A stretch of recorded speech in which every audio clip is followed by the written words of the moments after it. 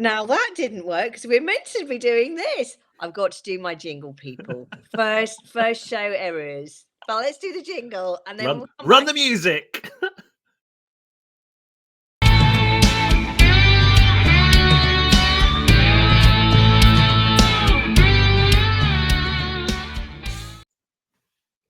And welcome. Here we are for MindAbility Matters.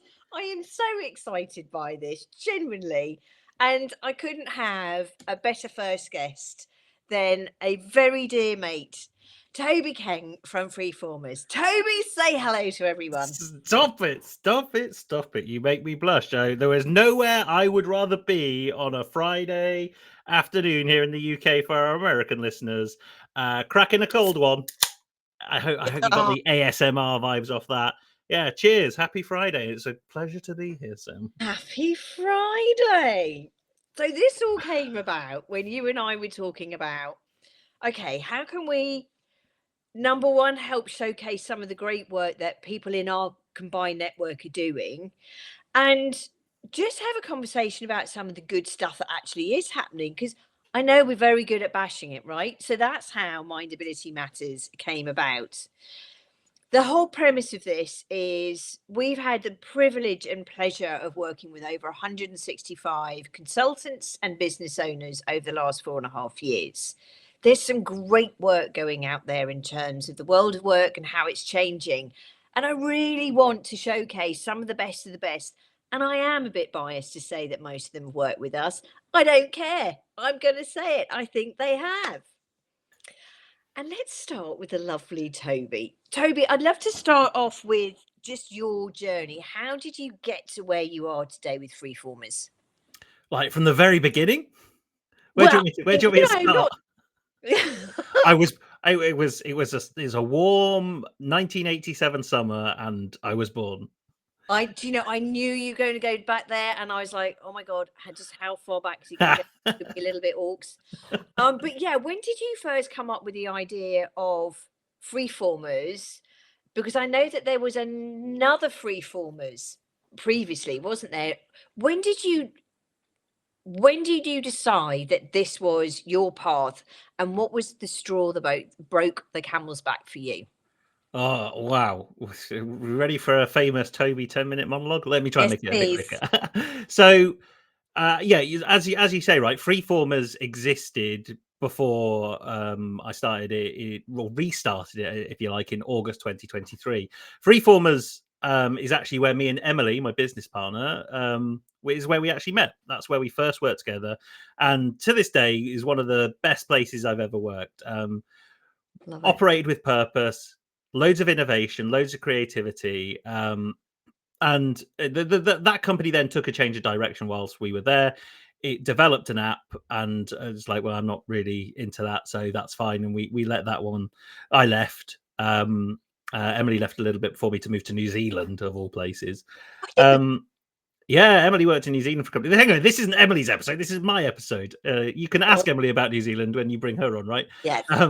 So though, and then I kind of just left Freeformers really, and I knew people that still work there, and they developed this app and tried to launch it. Unfortunately, it didn't really work out. And in January of 2023, I got wind that they were winding it up, and I was like, "Oh, okay, that's a shame," because it was always like a really great company. But when they moved to the app, they started calling themselves Team Together.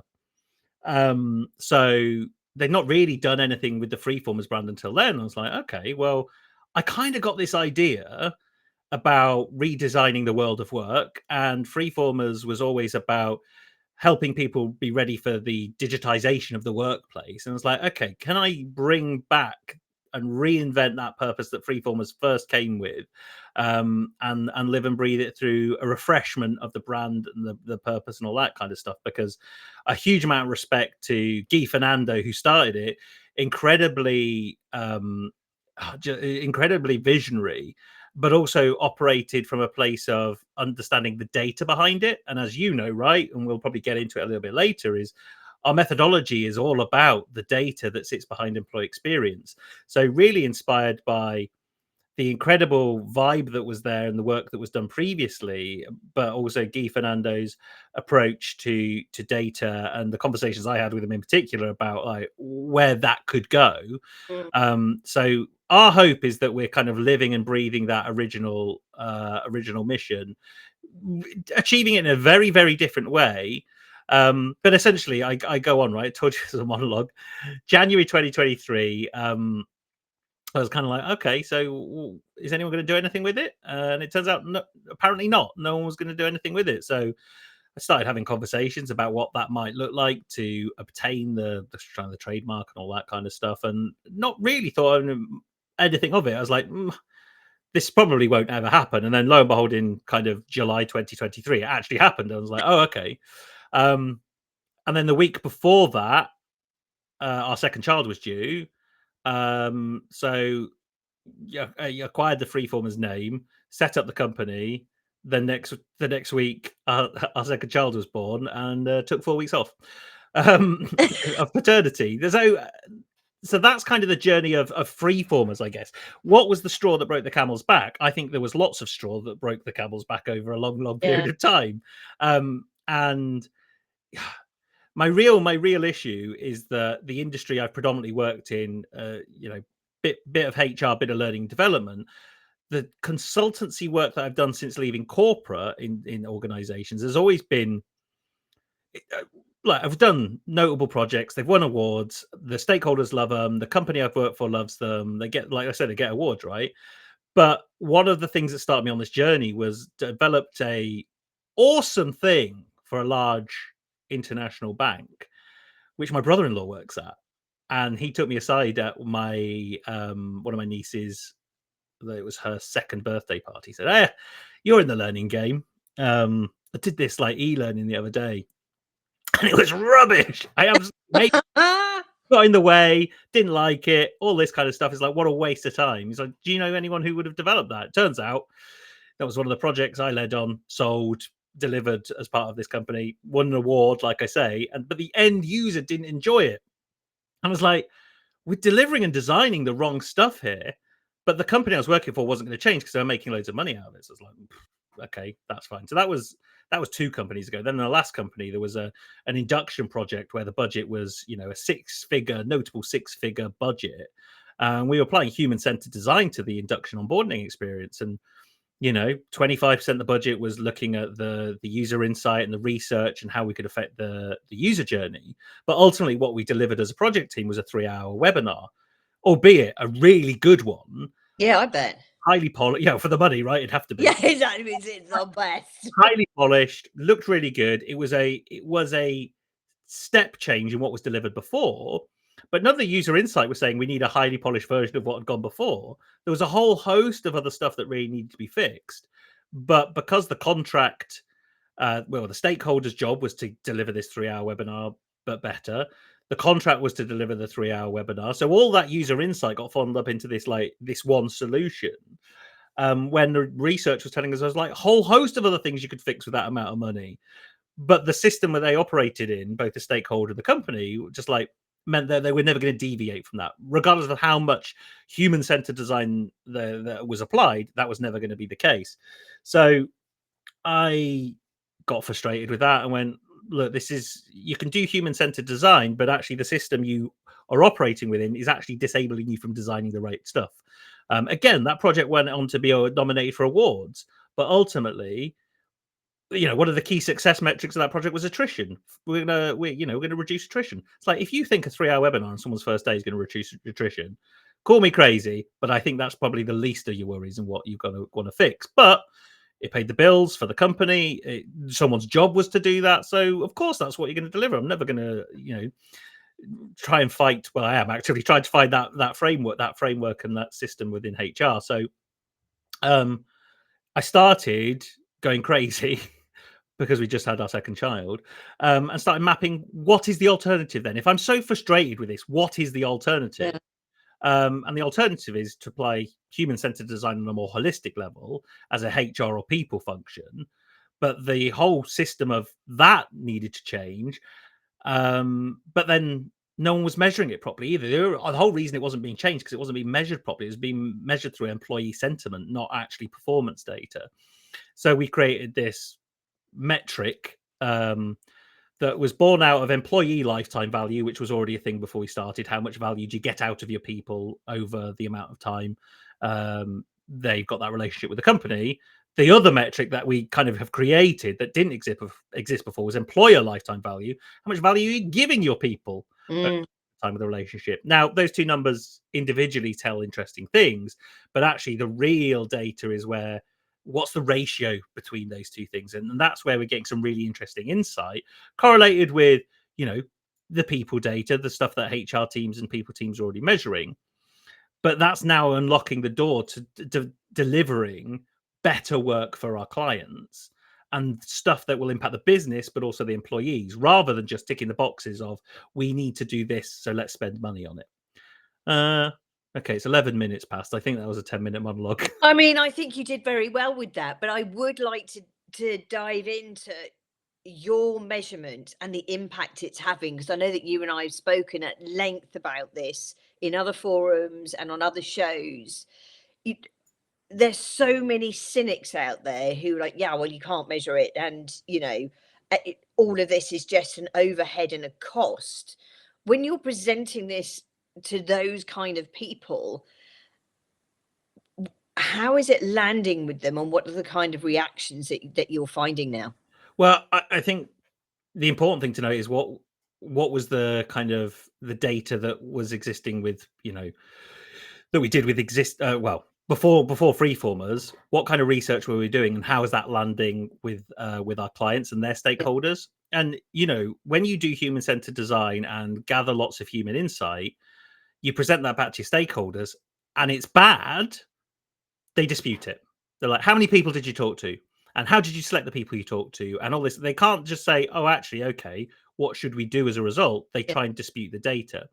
So what we've tried to create is indisputable data, where it's like, well, these are the things that are actually happening. So you can't tell me whether you think this is true or not. It is true because it's commercial and operational data. And therefore, it's kind of, it lands way better because you're kind of taken a bit more seriously as a Yeah. result. You're not just saying, oh, this is what our people are thinking and feeling. I'm never going to say that isn't important, but you have to be able to substantiate that with the cold, hard facts about what's happening. Because why do employers want to treat people? Why do employers want people to be happier? Because if people are happier, they produce more, they engage more, the company performs better. That's the result. Like, we live in a capitalist society, rightly or wrongly. The reason you have a human resources team or a people team is to make sure that your people make the most money for that company that they can. Now, if that's through happiness and good vibes, good on you. But you need to be able to still quantify that it's producing an outcome, because the outcome isn't people are happier and more engaged with their work. The outcome is the company is better as a result. And I think this is where HR tends to, we tend to get a little bit lost in that conversation, because absolutely the reason why I even started working in this industry to start with was to make people feel better about their work and be better at work and have a better relationship with their employer and all that kind of stuff. But that's the rest of the business doesn't see it that way. The rest of the business sees it as like, well, we have people to make money, so how are you helping people be more productive and help the company make more money? Oh, we're not, but we helped. We didn't have any lawsuits this year, so we helped you avoid that. I'm like, well, I don't care. You're reducing yourself to a cost center there rather than kind of a going entity within the organization. So it just gets taken more seriously as a result. Not necessarily by HR people. In fact, it probably gets taken less seriously by most HR people, but it gets taken more seriously by the rest of the business. And I think that's our mission is to just create this as like the ongoing way of doing it. Like, you should just be doing this. And again, I keep hammering it home. I'm not saying don't measure the people stuff and how people think and feel, but there are 1,000,001 companies doing that in 1,000,001 different ways. I'm not going to try and create that. Like, they're probably all quite valid, but the gap is, how do you relate that to business performance? And that's kind of where we found the niche, if you like. Yeah, and I agree with you. I think, I must be approached 7, 8 times a week So obviously several times a day, right? From different people saying, we can measure this, we can measure. Great, but tell me why you're different and how you're different, and how you're going to placate the COO or the CFO or the business owner who say, look, I care about my people. Don't get me wrong, you're implying I don't. But the risk sits with me, and there's only so far I can go. And that's why I love this so much. It bridges that gap. And I think the commercially savvy HRs will be running towards this as fast as they can, because it's going to demonstrate to them, this is what we've done and look at the outcome we've got, because you can't argue that. Well, quite. And this is I kind of was looking at HR audits, right? So most fractional HR people, as an example, do a HR audit. How can we mitigate the risk? And you're like, well, if that is your first point of contact with a client, yes, it's very important. I'm not going to say it isn't. But when that's your first point of contact with a client, you're setting yourself up in a relationship where I am just here to cross the T's and dot the I's. I nearly got those the wrong way around. I'm just here to do that. And you're like, well, but no one in HR goes into HR to do HR audits and make sure companies are legally compliant and the dots and the crosses are done, right? They go in for the more human strategic stuff. So, when you go in with a HR audit like that, it's like, well, you've set yourself up for a fail there, because you are just a doer rather than a strategic thinker. So I think what we've accidentally built is just like a more strategic HR audit, which you can combine with an existing one to then have a more strategic relationship with your clients. That's kind of where we want to get to. That how do we enable HR people, internal and fractional, to unlock the work they want to do? Because history has told us people are finding that difficult. And if it's through this, then great. And I'm not saying it's the only way of doing it, but so far I've seen, I think it's the best way of doing it. But I am incredibly biased. Just a little incy bit, but as well you should be. Okay, so let's look at what's happening this side of the pond and across the pond. So we've just had a budget update. There's going to be lots of companies who are pivoting now. Funnily enough, I spoke to my fractional CFO today, who said, actually, I was expecting it to be a lot worse in terms of capital gains increases and everything else. And I was like, whoa, we still got January to come. So whilst we've got a bit of breathing space, let's see what happens. I digress. Going back to my previous point, though, with organizations, and certainly some of the interims, the fractionals, the consultants who are looking at something like this and walking around it right now to say, okay, I love it, but how can I use it? If they're looking to go into some of these organizations who now sadly are going to have to pivot and change because of some of the changes in the UK, what's your recommendation? How can they collaborate or work with someone like you to help move that kind of change forward? Because I see an angle of that as well, which would be super useful. Well, essentially, in any times of hardship in an economy, you're expected to do more with less. So how do you make that happen, right? That's what you want to be able to do. Totally. And when you mean less, it's generally do with less people, but generate more revenue. So I don't think that necessarily, that narrative never really goes away, whether the economy is prosperous or not. But the interrogation of that performance metric is probably laser sharp when the economy's at its worst on both sides of the pond, right? So I think it's to look at it as a more strategic viewpoint, because how much performance are you getting out of your people, and how much have an impact are you having on that, and how much spend are you doing on that? Like, you need to know when it's going well and when it isn't. So it can't be just like, oh, the chips are down, how do we get more out of our people? It's like, you should be getting more out of your people the entire time. And it's not necessarily like you get more and more and more and more and more, because the human capacity will not allow you to have exponential growth. But what the data allows you to do is at least measure it and see when you're investing more in your people and getting less output, to then make strategic decisions about what you do. Do you invest more in your people? Do you reduce the investment in your people? What knock-on effects that can have? And being able to understand that when you plug in initiatives and unplug initiatives that they're going to have an impact. At the moment, we kind of fly blind because it's just like, okay, if we unplug the benefits portal, what's going to happen? Well, you actually have no idea because you don't know what it was like before because you weren't measuring it. What would it be like if we unplugged our learning management system? Well, you don't know that either because you don't actually know if it's having any impact. So all of these kind of tick box HR activities kind of like are completely unproven. Apart from, again, the functional legal stuff that absolutely has to happen, all the other stuff is unproven. No one's proven that L&D has any impact on an organization because every organization I've worked with that's under 100, 200 people, they don't have any learning people. They don't have people creating learning for them. It's like, well, they either procure hugely respected and talented external solutions, or the way their organization is designed means they don't actually need it. So, of course, it's slightly different in larger organizations, but ask yourself the question: if I unplug this, what will be the result? And if you don't know, then you're not doing your analysis and your data and analysis strategy any favors, because you should really at least have an indicator of what it might move. Yeah, absolutely. And when I think about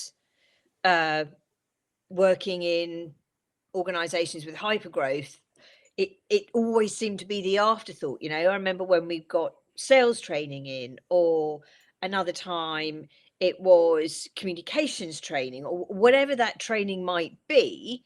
But the external provider gave us a lovely little questionnaire afterwards saying, out of 10, how do you rate this? And of course, you give someone like that kind of one pager, if you like, that personally now I think is highly ineffective with how did you find it? 20 minutes or half an hour before you're just about to go to the pub.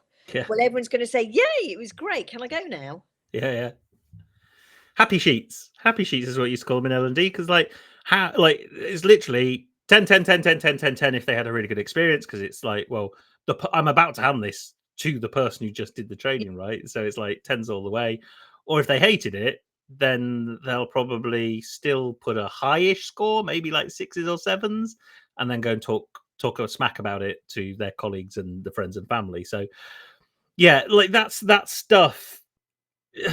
Most organizations design these things for their own benefit rather than thinking about the people, and this is where we talk about human-centered design, right? That it becomes really important, because generally a survey has been designed because the company wants some information out of its people.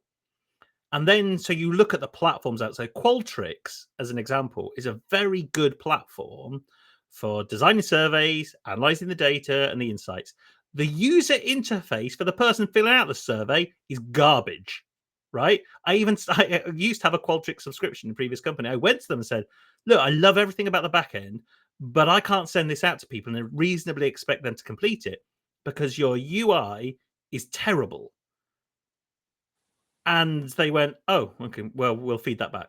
And as far as I can see, nothing's changed. Yeah, that's pretty much it, right? Whereas if you look at something like Typeform, now the analysis and dashboarding you get out of the back of Typeform isn't as good as Qualtrics. However, filling out a Typeform form is way nicer than filling out a Qualtrics form or a SurveyMonkey or Google form, Microsoft form. They're all pretty rubbish.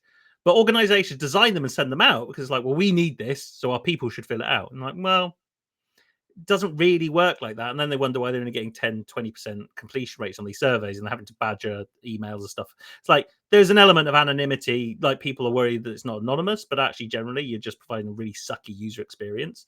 And that's symptomatic across everything that most HR, L&D, internal comms teams do, is they produce stuff, not necessarily content, but mostly content, for their own benefit, without thinking about the end user. Compliance training is an amazing one. Oh my God. My wife came back from maternity leave a couple of months ago and spent literally 2 days doing compliance training. It's like, you've not really thought about your employees there in that situation. No. You've thought that you need to have the box ticked to be compliant, which I can't argue against. That's fair enough. But you've not really thought about how that impacts the user. Her first 2 days back from maternity leave doing compliance training. And if anyone's ever done, everyone will have done some sort of compliance training, e-learning. I watched over her shoulder for about 2 minutes before I wanted to poke my eye out with a hot fork. That's not the phrase, but you know what I mean. Yeah. It's terrible. Hot poker? Poke my eyes out with a hot Yeah, poker? yeah. There you go. I mean, all good, all good. Okay, so Freeformers continues to do well, and it evolves and it grows. What role do you want to see Freeformers play as we continue through the evolution of the world of work? Well, there's two elements. I think the first one is prove that changing the way HR and people teams do stuff is valuable, Mm, because if you can't prove it, then no one's going to change. And valid. then the second one is then design the change. Like, okay, so what does that design look like? And that design will vary from organization to organization, but you'll be doing it on human-centered insight and a robust data ecosystem. Yeah, I just want people to design better relationships between employer and employees, because I have been in too many sucky situations as an employee. I've seen friends and family be in that situation, and you're like, this is rubbish. Like, why we spend too much time working to do this, and we've got Gen Z who will literally turf an employer out on the curbside, not the other way around, because they won't stand for it as much as anyone. So, whilst I'm a millennial here, having a bit of a rant how shit the world of work is, I'm nothing compared to what a younger generation is gonna do as a result. So, you can either get on board and change the way you do things now, or you can die by the time Gen Z equals 50% of the workforce, because they'll literally suffocate the aging leadership within companies, because the aging leadership is incapable of leading in a digital environment. Not leading. Should stop drinking the beer, really, shouldn't they? But there we go. Well, I mean, just crack on, Toby. Friday. It's Friday. Woo! Um, uh, yeah, and I think we were talking earlier, weren't we, before we came on air, about just the impatience of that generation. And when I look back at, say, even my parents' generation, someone said something really profound to me the other day, and they said, we've gone from it being okay to work in a company and learn for 30 years to being frustrated when something doesn't work in 4 months. Hmm. What's why we've almost got to find that balance, because I agree with you. I think, Gen Z is way more impatient and they want it all now. But there's also a point where, call me controversial, I think they need to begin to see the patterns of what comes next, what happens when something goes wrong, and see that. I also agree that they will be able to identify and find new ways through it. But I'm actually quite excited to see how this pans out, because there's going to be a battleground in order to get to the middle ground, and I don't know what the fallout's going to be. The carriage clock, thank God, is gone.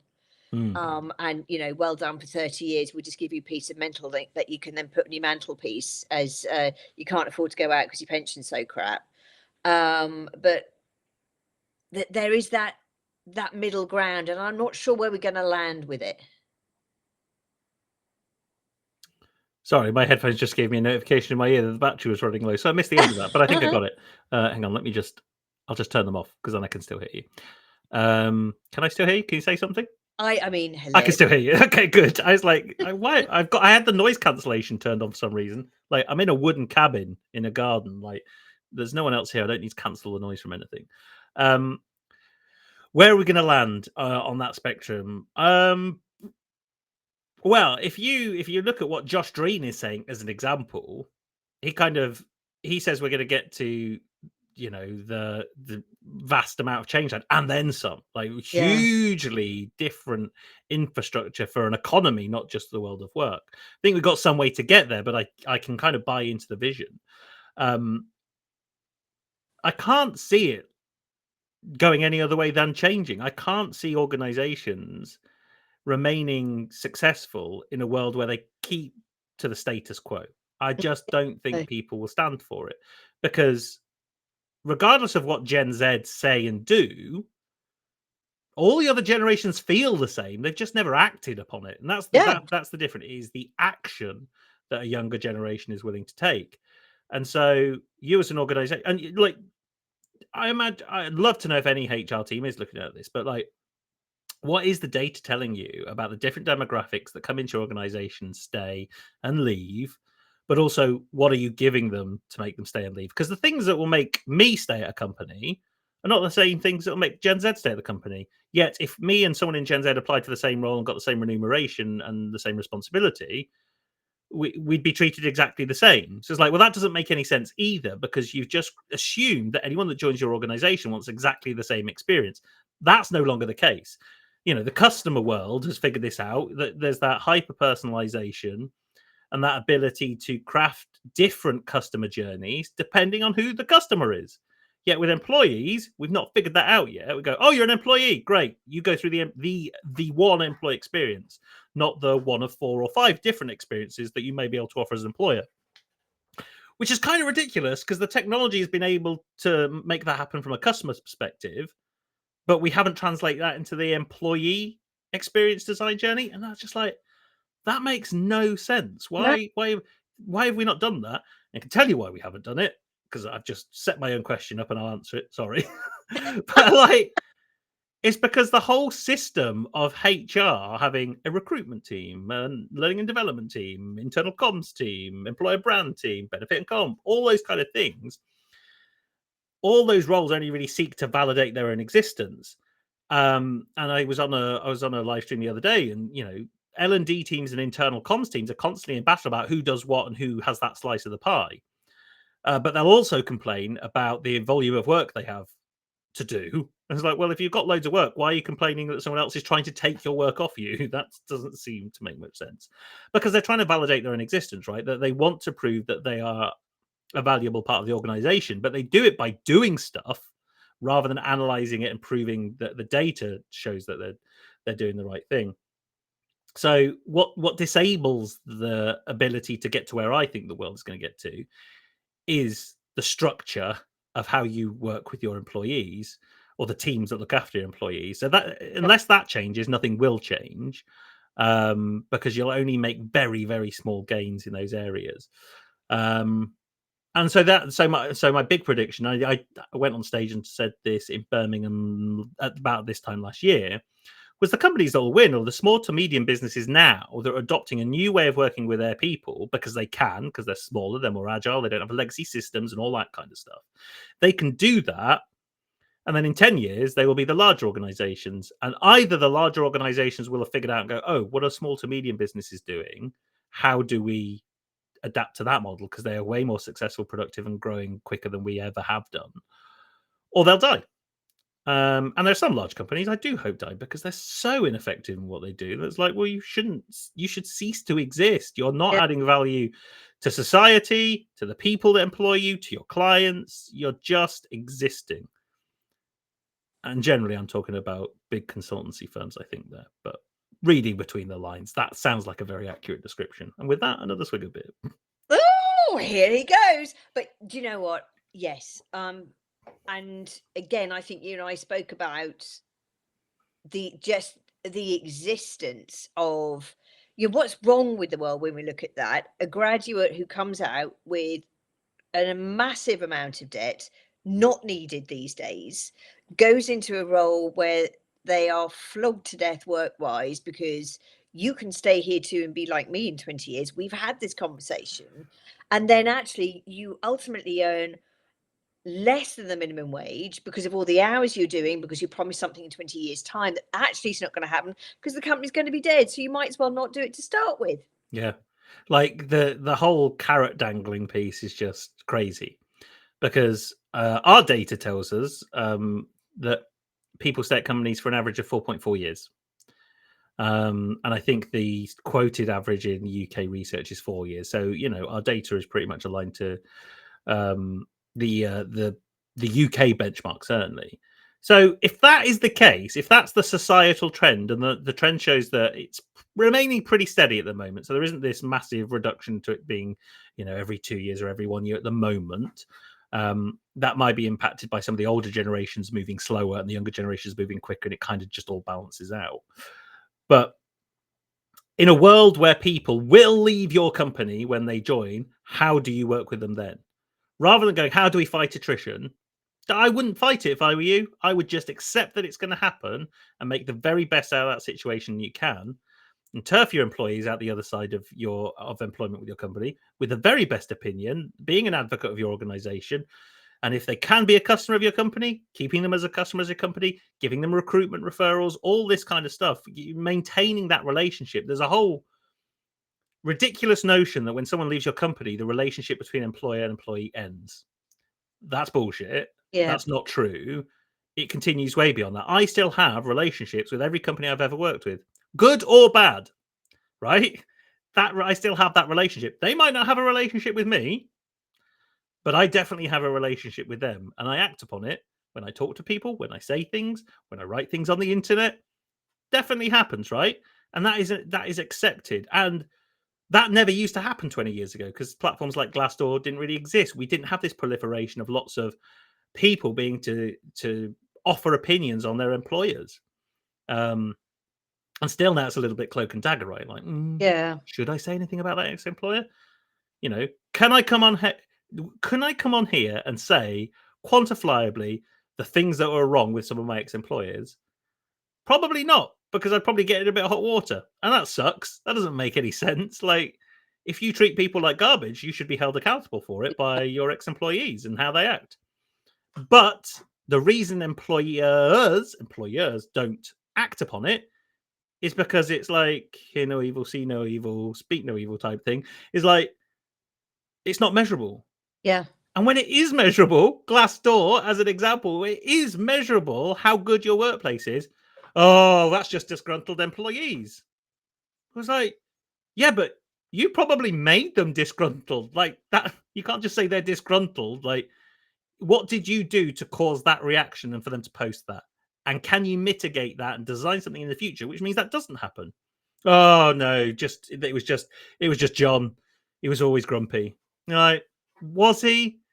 Because you employed him in the first place. So like he must have been all right at some point. Yeah. He was John all was right. perfectly fine this morning when he left home. John was fine when you employed him, and then all of a sudden, then he left, and there's like, actually, John isn't great at all.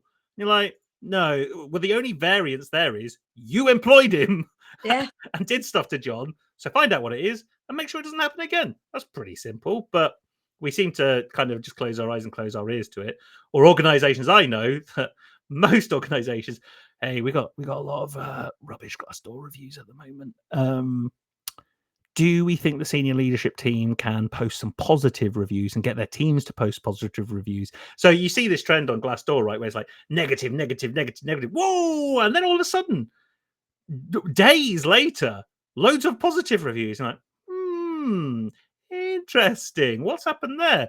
Did they change as an employer overnight? Nah, they just paid some people to write some reviews for them, literally, because they're employees, right? right. Yeah, and that's been going on for years. I think the thing that I do feel sorry for is particularly there've been so many, Gen Zers recently who have said, look, I'm resigning today and this is why I'm resigning. There've been a few who've actually recorded their disciplinary meetings and posted those and have gotten a lot of trouble. That's just going to happen more and more. So wake up and get used to it. Yeah, you have nowhere to hide. Like, the reason you could get away with a sucky employee experience 20, 30 plus years ago was because you could hide it. You could quite easily hide it. There was the social norms where you wouldn't talk about it, not publicly and openly, because you couldn't talk about it publicly and openly because, like, before social media existed, you couldn't, right? So all of a sudden there's this brave new world, and it's not even, this is the stupid thing, right? It's not even a brave new world. It's like social media has been around for a while now. Like, there are these mechanics to enable people to talk about this. And I talk about this with Emily quite a lot, like Reddit forums, and we talked about this on Monday. Yeah, we did. Reddit forums. Go on, if you work for a company at the moment in HR, go on a Reddit forum so you can find a thread about it. Probably only the larger ones. I probably the smaller companies will struggle to find a Reddit thread about that kind of stuff. But go on and just read some of it, because that is genuine user insight there. Because people feel comfortable enough to tell the truth. People try and tell the truth on Glassdoor, but it kind of just gets disregarded and washed away as like, oh, well, that's not actually how it is here. Yeah. Well, it's not how it is for you because you still work there and are still happy with the employment situation. But that person left and didn't feel happy about their employment situation. So for you to disregard that is naive and irresponsible, because you're like, this is the gift of feedback. The Glassdoor is the gift of feedback. Gift of feedback, the gift that keeps on giving. Read it and do something about it. Don't just say it was a disgruntled their employee. Like, maybe if there's 100 genuine positive reviews and 1 negative one, then that's an outlier, right? You kind of go, well, that bucks the trend. But if you're getting consistent negative feedback on Glassdoor, well, all of those people, not only have they felt compelled enough to write it on Glassdoor, they're sure as hell going to tell their friends, they're sure as hell going to tell their family, and everyone they used to work with and anyone they will work with. So congratulations, you've just created a huge amount of negative brand equity very, very quickly. But we somehow, TripAdvisor is a really good example. You know, you deal with it on TripAdvisor. You know, you have the companies responding and saying, "Oh, this is rubbish. Well, let's give you a £10 voucher for X or whatever, or come in for a free meal." We have that customer relationship where it's like, "Oh, one of our customers is upset. We need to fix that," but we don't have that relationship with our employees because we don't measure the value those employees give us when they're at a company and when they've left as well. Yeah. Yes. And I think the leaving piece, as you know, that's my big bugbear. You know, rather than, you know, don't let the door slap your ass on the way out. How about building that relationship and changing and evolving that relationship? Because what we're going to see more and more is actually more of these boomerang employment, or, okay, we previously had you as an employee. Now we want to use you for seasonal contracting. We've got this big project. We're doing this. Can you come back? You understand, you've got the corporate knowledge and understanding of how that business works, but actually we don't need you full time. You clearly don't want to be here full time. So why don't we do something about it? Why does that always have to turn into some cloak and dagger, massive row, and everyone seems to fall out with a nasty taste in the mouth? It's just illogical to me. Well, it's kind of pathetic. It doesn't have to be either or. Like, you can have nuance in how you work with an employee, but you default to the handbook. Like, you default to the handbook. And what does the handbook say? I'm like, well, like, talk to people, figure out what they need, and if they want it, give it to them and see if they become more productive and engaged as a result. If they don't, then you can have a serious conversation about their performance management. But if someone's dip in performance and engagement goes down, why is it, oh, it's the employee's fault? It could be the employer's fault, but that's never the tack that it's going. It's like, how can we make the employee perform engaged better? Oh, we'll put them through a performance review. And like, it might not even need the performance review. It might just need a conversation. Yeah. There's loads of people in our network that help organizations on this, by the way, like Kim Uzzle, in terms of financial well-being. Like, it could be that they're an incredible amount of financial stress at home, and it could just be a money thing. It could genuinely be just money thing. And I've gone to bosses of mine in the past and said, hey, look, struggling with cash here, like mortgage has gone up, all this kind of stuff. And it's like, oh, you don't need more money. It's like, I've just told you, I think I do, because my mortgage has gone up.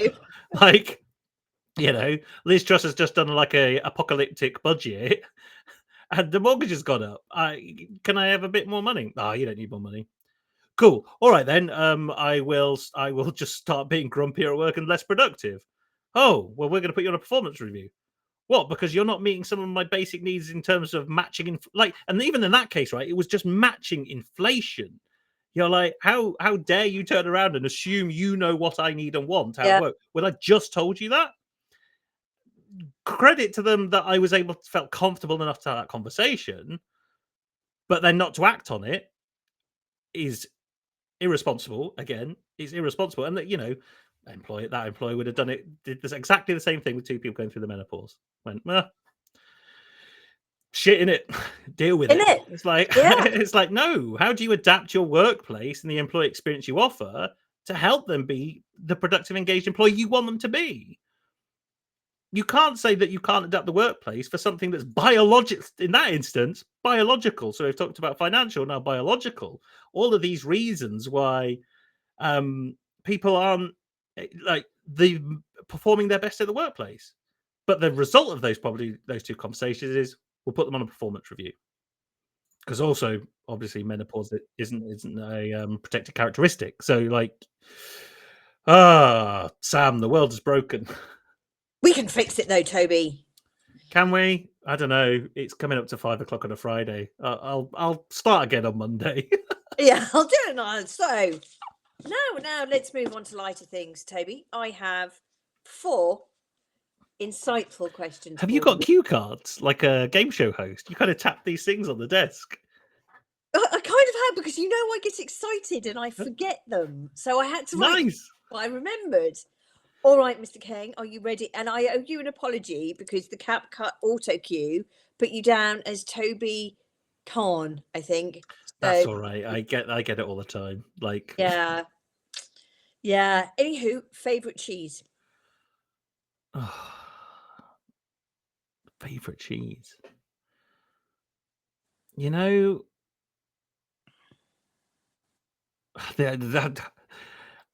I'm not often speechless, as you know, and now I'm like, oh, favorite cheese. I know. That's why I asked. So there's a famous interview with the England footballer Steven Gerrard. He was asked this question, and he said his favorite cheese was melted cheese. And I love melted cheese of any variety. So I was like, American burger cheese, melted, lovely. Camembert in the oven, lovely. A bit of camembert with bread in it. Yeah, or breaded camembert is really nice. Or, you know, gooey mozzarella on top of a pizza. I think cheese melted is fantastic. So my answer is going to be, even having had a go at Steven Gerrard say melted cheese, I'm going to say melted cheese because it is the best. However, I can tell you the cheese I don't like, goats and blue. Get out of my face. Okay, I'll have you blue. You can keep the goat cheese. Yeah. Okay, cool. So I'm going to try and keep a straight face for the next one. Okay, I'm worried now.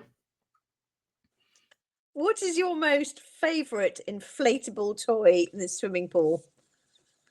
So I've seen a picture of you blowing up an inflatable unicorn, was it? I think. Where did you see that picture? You did. Somebody, a mutual acquaintance of ours, might have sent it to me. Very naughty of them. Having words, and I know who that certain person is. I forgot that you didn't know I saw that picture. Rusty bags. I will be talking to you. What favorite? Just a good old fashioned Lilo. Okay. Really boring answer. Oh, but it's got to have a cup holder. You see, for the old titties.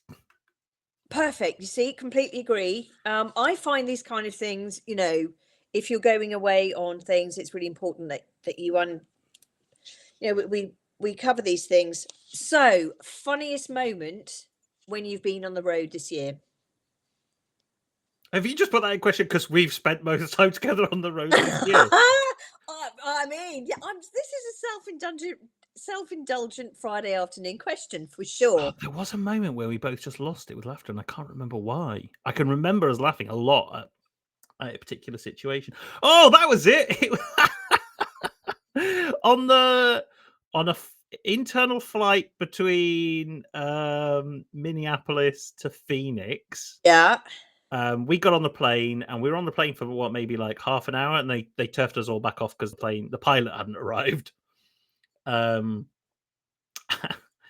we got off the plane, and an American woman came up to you and, "Hey, is that your toy boy?" Oh yes, I forgot. And I think our collective faces answered the question for her. And then she was like, "Oh my God, I'm so sorry." And then apologies for the poor American accent, but like, "Oh my God, I'm so sorry." And then she went and bought us both a drink, and then we ended up talking for a long time. But that was hilarious. And it turns out she was a teacher. Yeah. Oh yeah, I love that one. That was hilarious. I very much enjoyed that. That was very, very funny, actually. That was very funny. And also the conversation between her, as clearly a very left-wing individual, and the chap who was sitting next to us, who was clearly probably more middle of the road, veering more right wing. Well, I don't know. He was advocating for hitting children, and she wasn't. I remember that part of the conversation. Yes, and we were just sat in the middle, kind of going, okay, we're gonna go and stand over here now with some other people because we don't want to get in the middle of this hot potato, as it were. Oh my days! That was just the funniest. I think my phone became the most fascinating thing in the universe at that moment in time. My final question to you is, and I know you'll appreciate this one, being a film buff. What was your worst film you've watched so far this year, and why? I don't watch bad films. I know, but there's always one that you think, God, I won't get those 2 hours of my life back. Oh, this year, the worst film I've watched.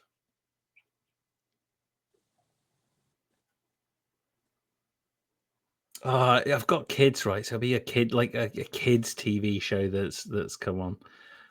Hey, Sam O'Neill's in the comments. Hello. You don't like goat cheese? Yeah, goat cheese can get out of my face. I tell you the best kind of cheese, actually. It should be good old American cheese from Wisconsin. Go Pet Go. The worst film? I don't know, Sam. This is a really tricky one. You see, I knew it. We've got an under 1-year-old for the most part of this year, so we haven't really watched a lot of films. If we have the opportunity to watch a film, we've gone to bed.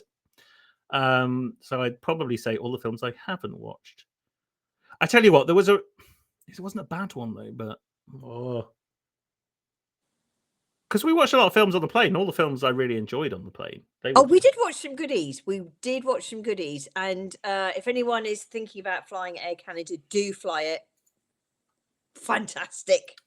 I can tell you, it's not a film, but it's like it's a documentary series. The America's Sweethearts, the Dallas Cowboys cheerleader documentary, which was clearly filmed as like they thought it was some sort of promo piece that made the Dallas Cowboys organization and the cheerleader organization incredible, and all it did was kind of made them look really, really bad. You like kind of go, oh wow, you're operating in like with the 50s, 60s mentality about women in the workplace, are you? Lovely stuff. It wasn't that bad, but like, yeah, that was really disappointing. I love that. Perfect. Oh, Toby, thank you for being just such a brilliant first guest on my new show. And, you know, as you can tell, it went very well from a technology point of view to start with. Oh, I completely forgot about that. I'm 1 beer into my evening, so I'm slowly eradicating the memory of this week. Do you not think, just as an aside, because you got 7 minutes before your next call, right?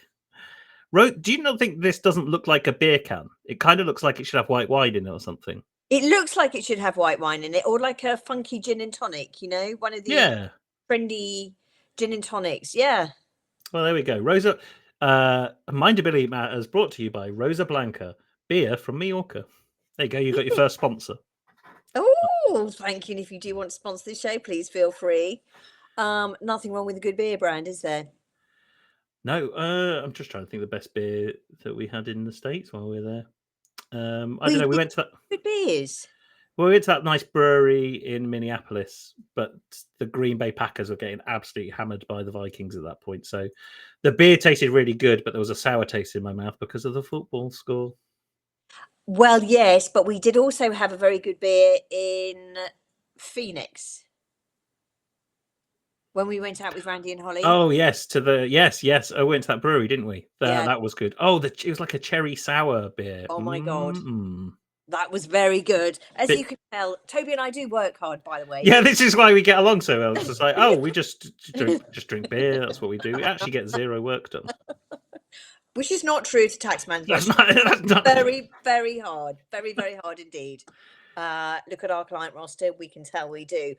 Toby, what are your final thoughts you'd like to leave with everyone today? And how does anyone get in touch with you if they like what they hear and they want to chat with you soonest? If you do HR audits, or if you do any level of fractional HR work, get in touch, because we've developed a model that allow you to have better, more strategic conversations with your clients that enable you to do the work you want to do and kind of just leave the work you have to do as a kind of nasty thing you do just to enable the good stuff. So if you want to do good work with clients, the stuff you love, then talk to us. We can make that happen. And I pretty much just exist on email and LinkedIn, so you can get me on LinkedIn. My name is Toby Kheng. Oh, no, that way.